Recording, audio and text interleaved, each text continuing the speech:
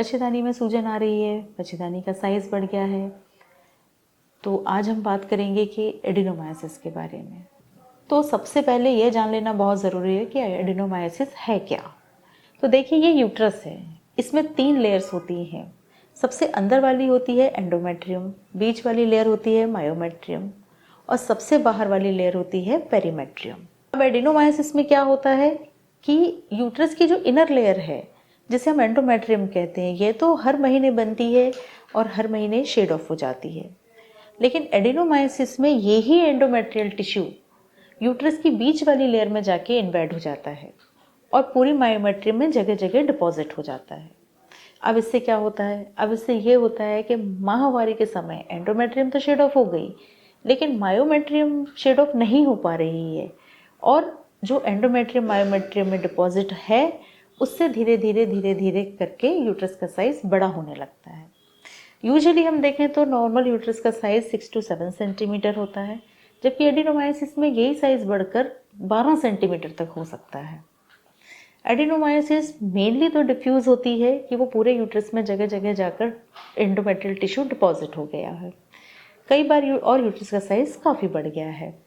ये फोकल भी हो सकती है, जैसे किसी एक ही जगह पर एंडोमेट्रियल टिश्यू कलेक्ट हो गया हो और उसने एक एडिनोमा बना लिया हो, जिसे हम फोकल एडिनोमायोसिस कहते हैं। अब कई फीमेल्स में तो सिर्फ यही कंप्लेन होती है कि डॉक्टर बहुत दिनों से लोअर एब्डोमेन में पेन हो रहा है, हैवीनेस रहती है और बार बार ऐसा लगता है कि यूरिन आएगी। तो ऐसा इसलिए लगता है क्योंकि बढ़ी हुई बच्चेदानी का एक कॉन्टिन्यूस प्रेशर आपके पेशाब की थैली पर पड़ता है, जिससे ऐसा लगता है कि बार बार यूरिन आएगी। अब हम बात करते हैं कि एडिनोमायोसिस के कारण क्या क्या हो सकते हैं जिससे कि एडिनोमायोसिस हो सकती है। तो एडिनोमायोसिस कंजेनाइटल भी हो सकती है, क्योंकि स्टेम सेल्स सब में होते हैं और हर जगह हो जाते हैं। पहले अगर डिलीवरीज ऑपरेशन से हुई हैं या पहले बार बार अबॉर्शन हो चुके हैं, बार बार डीएनसी हो चुकी हैं, या फिर डिलीवरी तो नॉर्मल हुई है लेकिन आपकी एज 40-45 साल के बीच हो गई है, क्योंकि ये डिसीज़ होती ही 36-37 साल के बाद स्टार्ट है, तो तब एडिनोमायोसिस हो सकती है। अब सिम्टम्स के बारे में बात करें तो क्या क्या सिम्टम्स हो सकते हैं।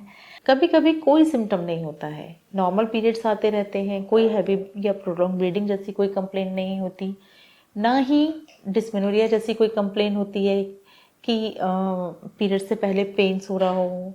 लेकिन कॉमनली जो सिम्टम्स होते हैं वो ये होते हैं, जैसे pain, pre menstrual pain, periods के आने से पहले लोअर एब्डोमेन में काफ़ी पेन होता है और पीरियड्स के दौरान भी, इवन पीरियड्स के बाद भी एब्डोमिनल पेन होता रहता है। और कभी कभी ऐसा फीमेल्स बताती हैं कि हमें तो पूरे महीने ही लोअर एब्डोमेन में पेन बना हुआ है। दूसरा कॉमन सिम्टम्स होता है ब्लीडिंग। पेशेंट जिन्हें एडिनोमायोसिस होती है उन्हें ब्लीडिंग बहुत ज़्यादा होती है।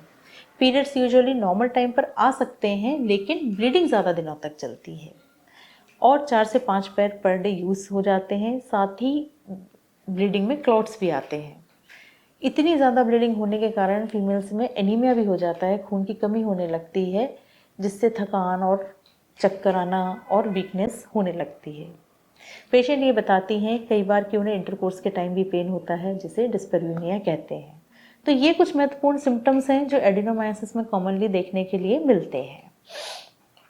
अब कैसे इसकी डायग्नोसिस करते हैं। अब बात आती है कि कैसे पता चले कि पेशेंट को एडिनोमायोसिस ही है।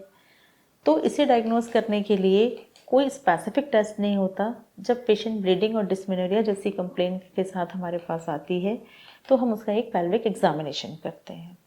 तब पेशेंट को काफ़ी पेन होता है और लोअर एब्डोमेन में टेंडरनेस फील होती है। जब पेशेंट का हम अल्ट्रासाउंड करते हैं, टीपीएस करते हैं, तो हमें पता चलता है कि यूट्रस का साइज़ बढ़ा हुआ है। मायोमेट्रियम में जगह जगह लेक्यूल्स दिखाई दे रहे हैं, मायोमेट्रियम काफ़ी मोटी हो गई है और मायोमेट्रियम और एंडोमेट्रियम का जो जंक्शन होता है, जो क्लियरली डिफाइन करता है, वो भी डिफाइन नहीं हो रहा है। तो ये कुछ साइंस होते हैं जिनसे हम एडिनोमायोसिस को डायग्नोस कर सकते हैं। बहुत कम कंडीशंस में कभी कभी एमआरआई की ज़रूरत भी पड़ सकती है। अब बात करते हैं इसके ट्रीटमेंट की। तो माइल्ड एडिनोमायोसिस में कोई ज़्यादा सिम्टम्स भी नहीं है, पेशेंट के पीरियड्स भी नॉर्मल आ रहे हैं, तो ऐसे में सिंपल एनाल्जेसिक देकर ठीक हो जाते हैं। कुछ केसेस में हार्मोनल पिल्स जो उन्हें कि ओरल कॉन्ट्रासेप्टिव पिल्स कहते हैं उनको यूज़ करते हैं, जिससे पीरियड्स में पेन भी कम होता है और ब्लीडिंग भी कम होती है। एडेनोमायोसिस एक ईस्ट्रोजन डिपेंडेंट डिसीज़ होती है। इसमें ईस्ट्रोजन हार्मोन का लेवल इंक्रीज़ हो जाता है। ऐसा इसलिए होता है कि ईस्ट्रोजन एंडोमेट्रियम को थिक बनाती है और इससे ज़्यादा ब्लीडिंग भी होने लगती है। तो ऐसी स्थिति में जब हम ये देख लेते हैं तो हम कुछ प्रोजेस्टेरोन पिल्स भी होती हैं जो प्रिस्क्राइब की जाती हैं। इंजेक्शन भी आते हैं, जैसे लिप्रोलाइट जो महीने में एक ही बार लगाया जाता है, जिससे वो धीरे धीरे यूट्रस का साइज़ भी कम करता है और ब्लीडिंग भी कम करता है और पेन भी कम करता है। अब कुछ इंट्रायूट्राइन डिवाइसेस भी आते हैं, जैसे कि LNG IUD होती है। यह एक प्रोजेस्टेरोन हार्मोन कंटेनिंग डिवाइस होता है और इससे डेली थोड़ा थोड़ा हार्मोन रिलीज़ होता रहता है। इससे एंडोमेट्रियम की लेयर उतनी मोटी नहीं बनती, थोड़ी थिन बनती है और ब्लीडिंग कम होना स्टार्ट हो जाती है। जिन महिलाओं की फैमिली कंप्लीट अभी नहीं हुई है या फिर किसी फीमेल की एज बहुत कम है, ऐसी स्थिति में हम ये सारा ट्रीटमेंट इस्तेमाल करते हैं। हम उसे टैबलेट भी दे सकते हैं, हम उन्हें OCP पे भी डाल सकते हैं और उन्हें लिप्रोलाइट भी लगा सकते हैं।